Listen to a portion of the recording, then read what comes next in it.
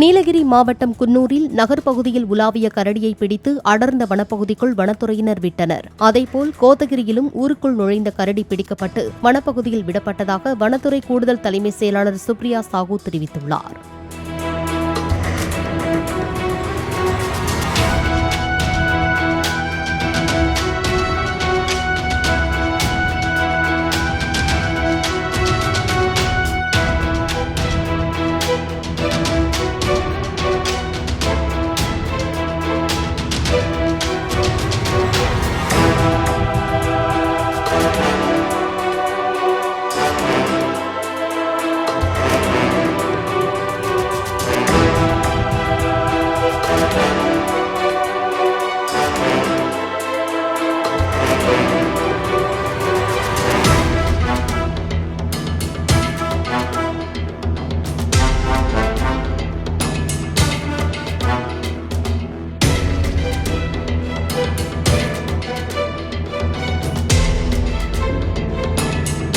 Play store மற்றும் app ஸ்டோரில் இருந்து பாலிமர் செயலியை QR கோடு மூலம் பதிவிறக்கம் செய்யுங்கள்.